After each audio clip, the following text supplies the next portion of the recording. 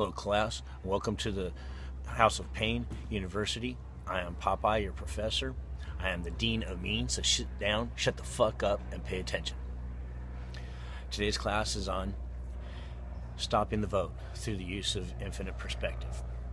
Now, obviously, some of you may know what the true meaning of infinite perspective is. And of course, what the true meaning, so that we just get it out in the open, is to actually have your pineal gland, your third eye, turned on to be active. And to have that turned on, to have it active, you essentially have the truest meaning of infinite perspective. Now, obviously, for some that don't, we'll go through that in a later class, like I said, but to give you an idea of what infinite perspective is this. Right now you see a red blur. Now, if you step back, you see that it's a brick. If you step further back, you might see that it's actually part of a wall. Of course, a little bit further back, you see that it's part of a building. Further back, you see it's on a block in a city. Boom, boom, boom, boom, boom. And of course, true infinite perspective gives you the ability to go out beyond our physical self. And when our pineal gland is turned on, it gives us that ability to do so. We can essentially see things from a perspective that you see everything in the connectivity to all. But for today's purposes, we're going to go into just some basics of how to achieve infinite perspective. Now, first of all, we're going to start off with just perspective in itself, so that everybody is on the same basic page as far as that is concerned. Have a basic piece of wood. Hold it one way. Looks like something a little bit long and a little bit flat here, a little bit rounded there. Turn it this way, now it looks completely different. It's rounded here and flat here. And I turn it this way, now it looks like a triangle. Perspective. The fuck? Now, reality is where you're being held by the government, the Illuminati, New World Order, and all that right now. They essentially got your basic perspective right here. You don't even really know what this is, but you know that it's green, kind of fuzzy most of the time because you really don't even truly look at it. But you step back a little bit, and you find out, oh, yeah, it's the dollar bill. Now, here's something for you. The further back you step from the dollar bill, the more you see of the world. The further back that dollar bill goes, the less important it seems to become in the real picture of things.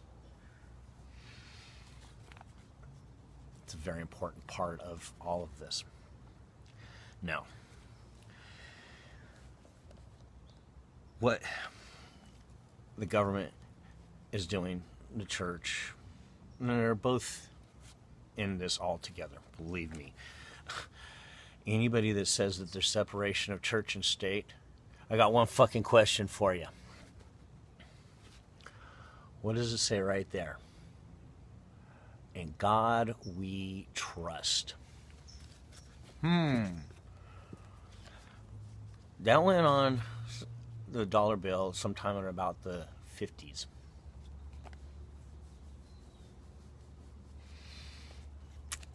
Problem with that is, it tells you right there, there's no separation of church and state. They're fucking lying to you. It's because they're trying to hide some of the same things. They're trying to keep you not focused on the real issues. And, of course, as soon as you step back far enough away from this, even, and or stop focusing on this and thinking I need to focus on something else that might be important in this world. I need to think about global warming, which we will cover in another class, which is a complete lie. I mean, it was happening, but how it was happening and what was happening was complete misinformation.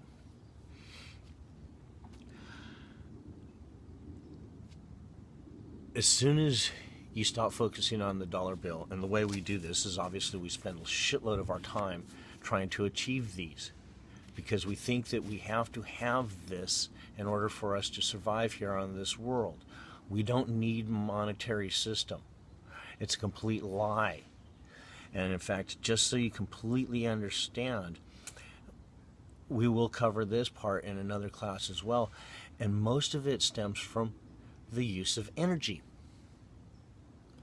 And of course, the big part of that is we have the ability, we have the technology to have completely free flowing energy, electrical energy throughout our atmosphere. Just right here. We are already doing it. And most people don't even realize. And in fact, the whole reason for any of you that know about Nikola Tesla, you know that he was essentially on the verge of giving the world free-flowing energy throughout. And of course, the powers to be, the Illuminati, the New World Order, they couldn't have that. Nobody could rape the public, essentially, the masses. And by raping, I mean balls deep, peeing while they're in there. In the ass. Now, as far as whether or not we are focused on this, think about it. How many hours a day do you spend to try and achieve whatever objects, things, possessions, whatever that you want? Of course, this keeps you focused right here instead of looking at this.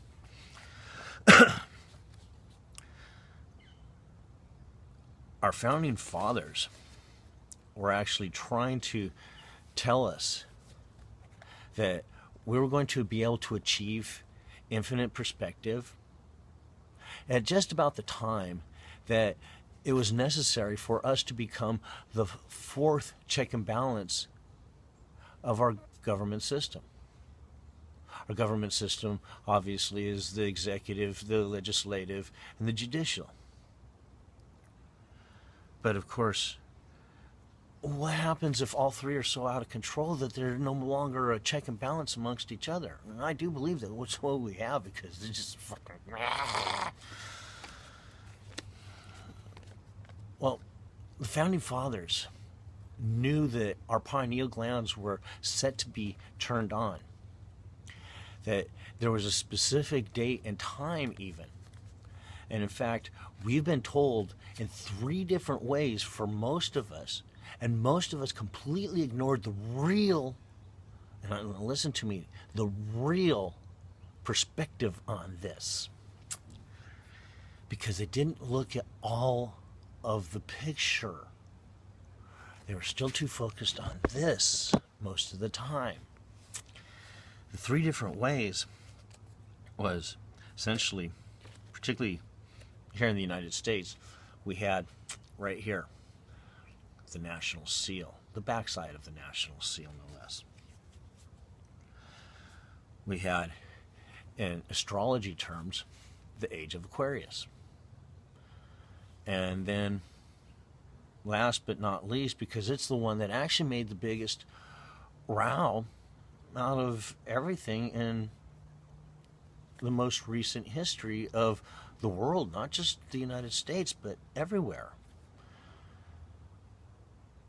And that, of course, was December 20th, 2012. The end of the Mayan calendar. Now, our forefathers, I contend, were specifically giving us clues. Some people might say, oh, that's circumstantial evidence. I say not a fucking chance. These guys knew what the fuck because they had some information. And how did they get the information? They'd been talked to. The gods had come and spoken to them. This is real stuff. Now, specifically, just to give you a little bit of background information as to exactly what and where, if you look through history, there's been several different aspects and several different clues that the founding fathers had left for us to specifically tell us that all of this is actually true and happening.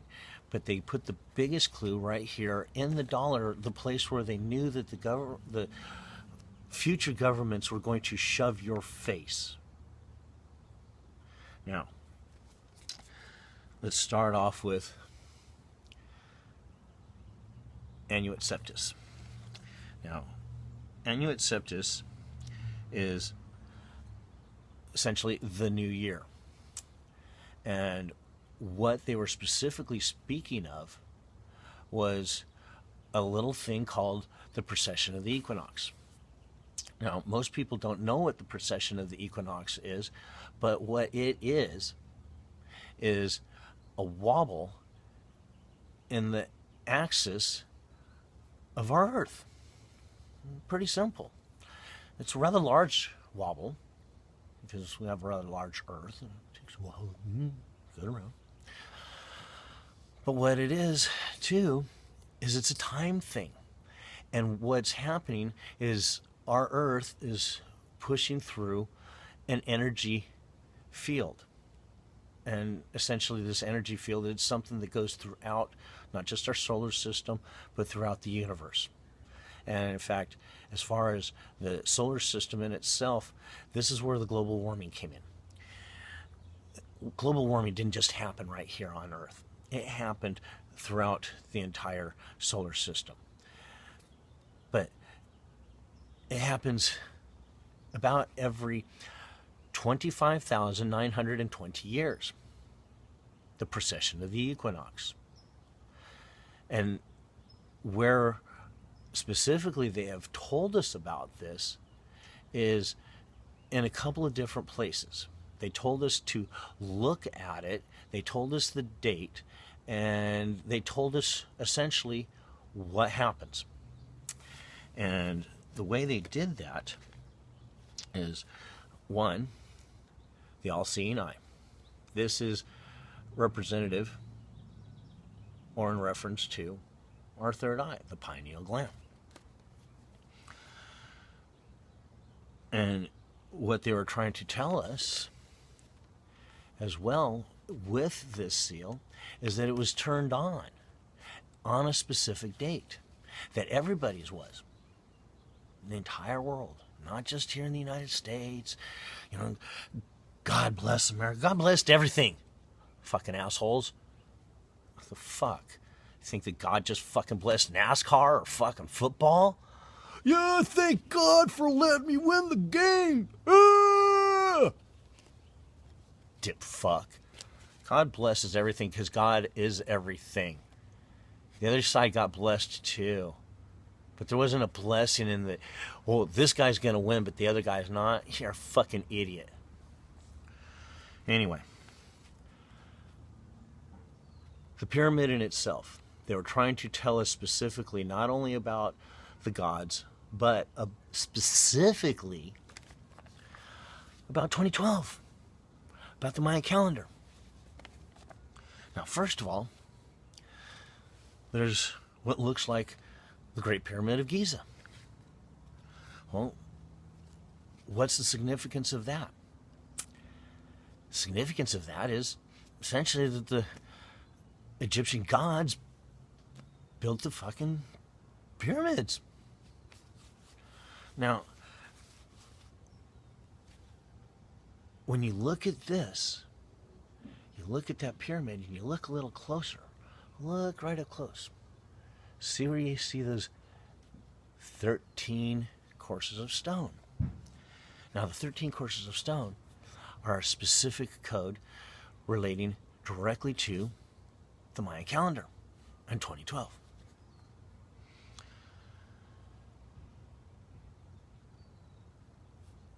The Mayan calendar is made up of 13 Katun, 13 courses of stone. It's specific.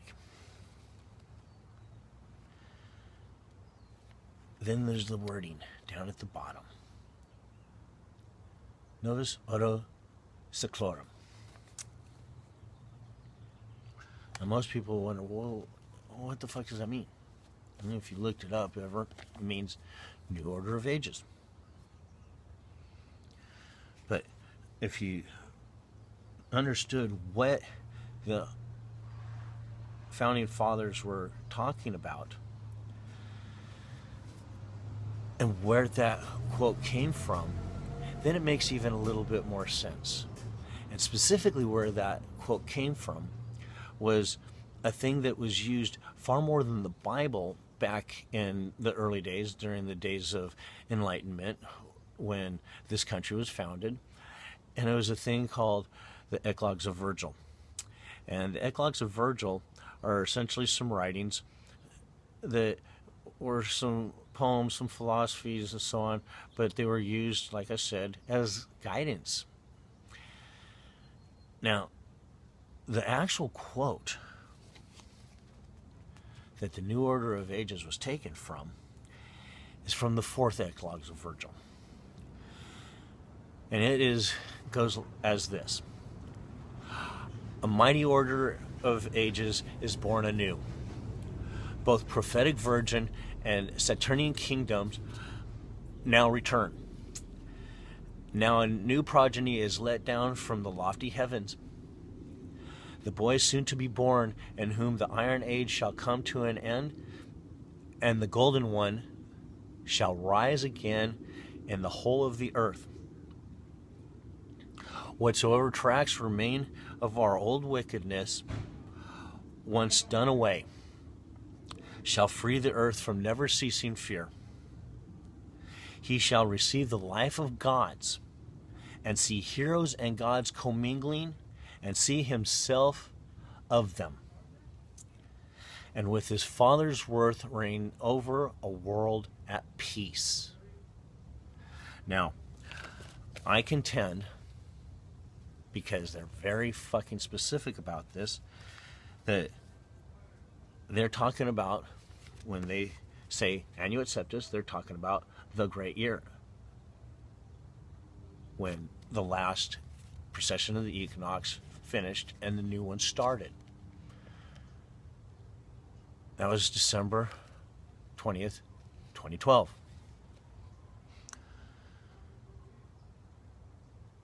Even in the age of Aquarius, it tells you this. Now, specifically, to back some of this up,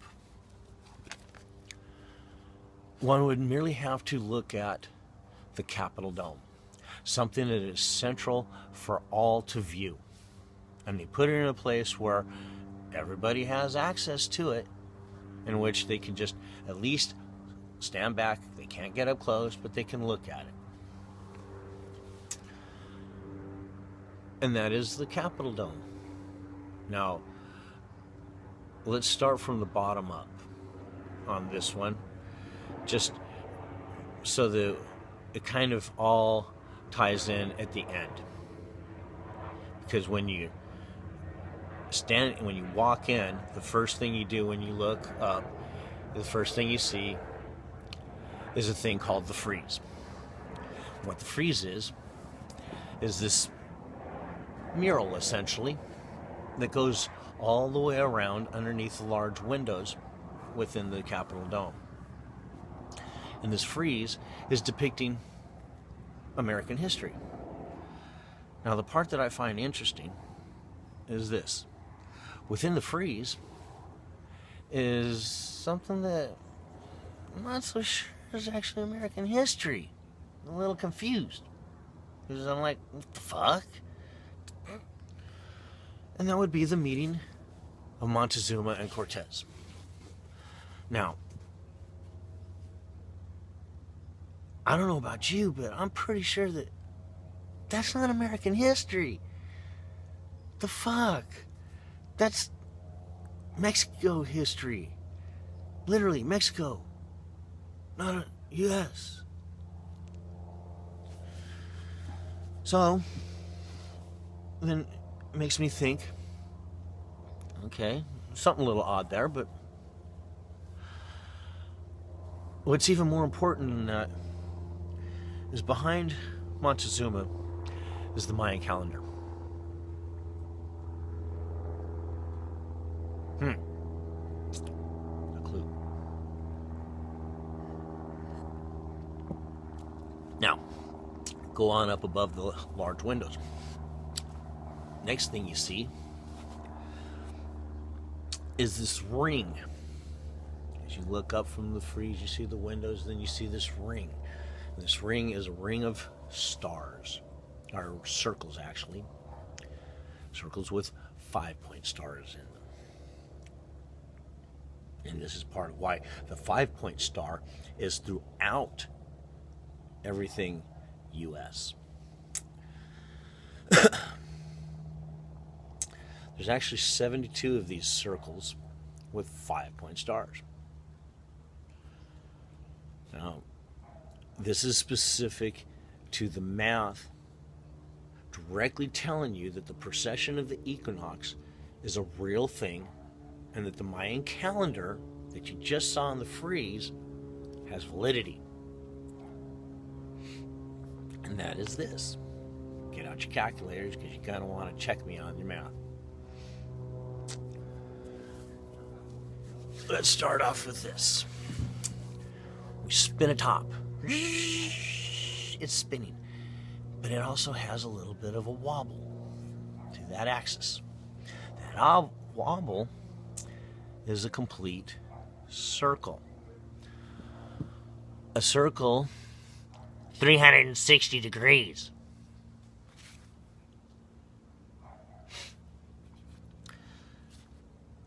$72 circles with 5-point stars. 72 times 5, 360. 72 times 360, 25,920. The exact many years that it takes for our Earth's axis to wobble once. The fuck?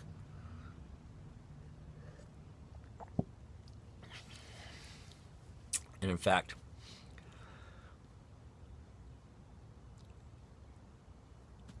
our human intelligence, and I can get into this more at a different time, but everything increases in intelligence when we go through these precession of the equinox. When we start anew, every time, things have this jump. Every time. Like 50,000 years ago when we started using tools, and then the next 25,000 years, we're at another again. So,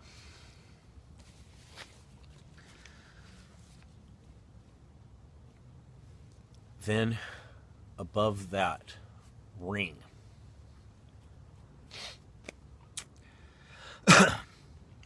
is the painting. And the painting is the apotheosis of Washington. Now, apotheosis, ancient Greek, making divine. Essentially, man becomes God. It's the apotheosis of Washington. Washington became a god. In fact, they fully were telling you that he did so. This isn't a, we believe that he did. No, they're telling you this is a fact. And we're specifically going to tell you that it's a fact because we're going to tell you that he is the same as Jesus in this. And that you look at that painting, he's sitting on a rainbow, as Jesus has also been depicted after he ascended.